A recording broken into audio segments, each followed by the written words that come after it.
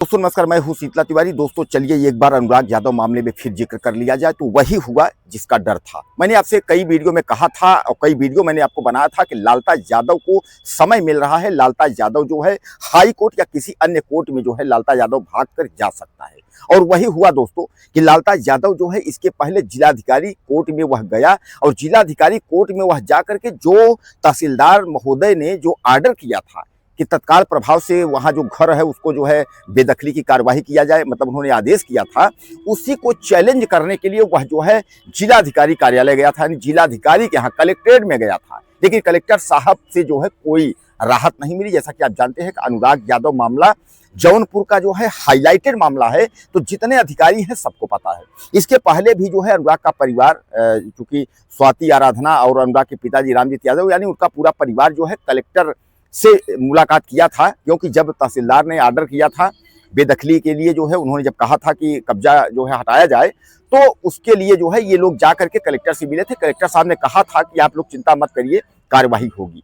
अब लालताज यादव को यह लगा कि कलेक्टर के यहाँ से कोई जो है मामला समझ में आ नहीं रहा है, तो वह भाग करके हाई कोर्ट पहुंच गया। हाई कोर्ट पहुंच गया तो हाई कोर्ट गया, वहां तमाम सीनियर वकीलों को बरगलाने की कोशिश किया। लेकिन जब अनुराग यादव का मामला का नाम आ जाता है, अनुराग यादव, तो चूंकि आप जानते हैं, आप लोग देश के कोने कोने बैठे हैं, विदेशों में बैठे हैं, आप लोग देख रहे हैं, तो हर अधिकारी को पता है। और जौनपुर अनुराग यादव का जब नाम आता है तो हर व्यक्ति के दिल में आ जाता है, यार उसमें क्या हुआ, न्याय नहीं मिला। तो उसमें जो है कुछ वकीलों को बरगला करके उसके बाद उसने कहा कि तहसीलदार ने जो है ऑर्डर कर दिया है हमारा घर गिराने के लिए। तो इस पर जो है वकीलों ने वहां बहस की और बहस करने के बाद तो हाई कोर्ट ने राहत देने से जो है इनकार कर दिया। लेकिन हाई कोर्ट ने थोड़ा सा जो है लालता के चोट पर मरहम किया है।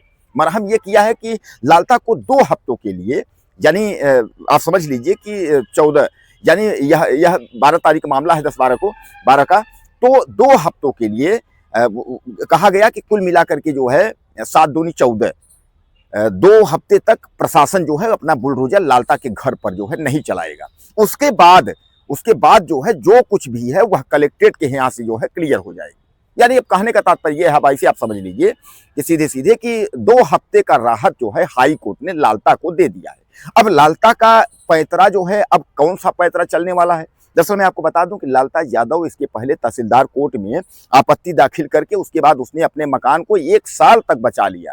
हालांकि वो जेल में भी रहा, जेल के बाद वह बाहर निकला तो फिर तब भी 1 साल तक उसने अपने आप को जो है अपने मकान को बचा लिया गिरने से। अब लालताज यादव बाहर है, उसका बेटा राजेश दरोगा वह भी बाहर, ये सब बाहर है। अब यह लोग ये सोच रहे हैं कि कैसे करें कि मकान हमारा जो है न गिरे, मकान हमारा बच जाए। दोस्तों इस पर लालता पूरी कोशिश में लगा हुआ है कि किस तरीके से करें कि मकान हमारा बच जाए, मकान हमारा न गिरे। तो वह जो है सोच रहा है जैसे जिस तरीके से तहसीलदार कोर्ट में हमने 1 साल तक घसीटा, इसको जो है घसीटा मुकदमे को, उसी तरह किसी कोर्ट में ऐसा कुछ आपत्ति हो जाए कि 1 साल, 1.5 साल, 2 साल तक घसीट जाए, तो मामला धीरे धीरे करके जो है ठंडा हो जाए। लेकिन प्रशासन भी इस बात को समझ रही है दोस्तों, वह जो है प्रशासन भी जान रही है, आप भी जान रहे हैं। कानूनी पॉइंट में यह है कि मकान इसका गिरेगा। हाई कोर्ट ने 2 हफ्ते के लिए मौका इसको जरूर दे दिया है, लेकिन उसके बाद जो है उन्होंने कहा है कि जो कुछ भी मामला होगा वो जिलाधिकारी यानी कलेक्ट्रेट से ही होगा।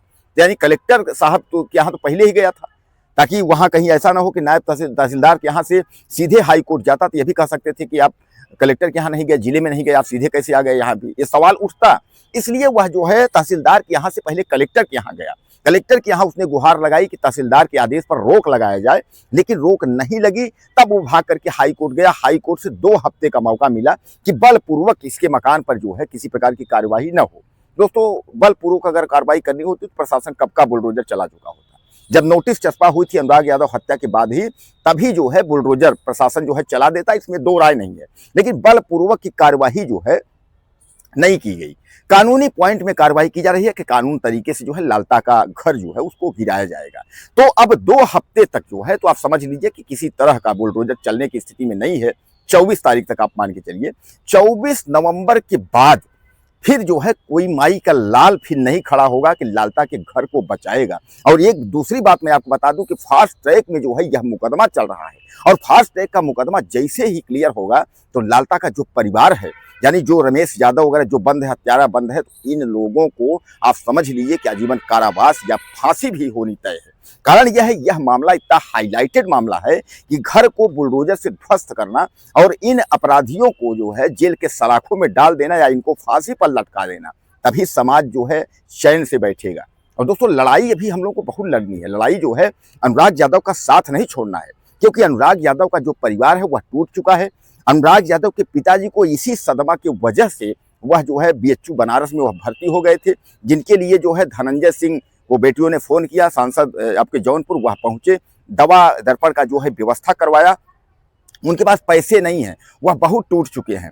तो कहने का तात्पर्य यह है कि आप अगर अनुराग यादव के परिवार को जानते हैं तो उनके नंबर पर आप संपर्क करते हैं। वो अगर कुछ सहयोग करना चाहते हो तो आप उनका कुछ सहयोग जो है आपसे जो हो पाए उनका कुछ आप लोग सहयोग करिए।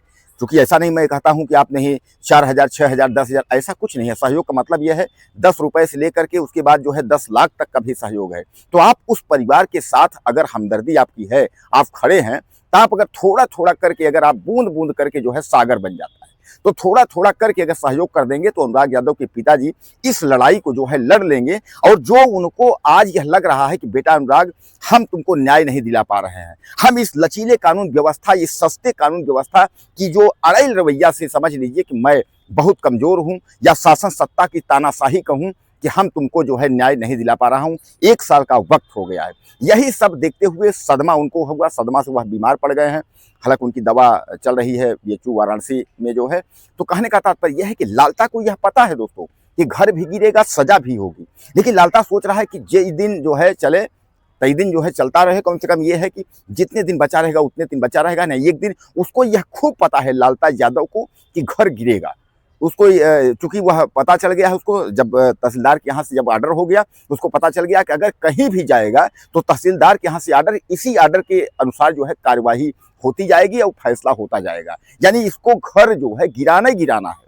अब घर जो है शासन कब गिराती है, इसका वक्त कब आता है, अभी बहरहाल 24 तारीख 2 हफ्ते तक जो है हाईकोर्ट ने रोक लगाया है।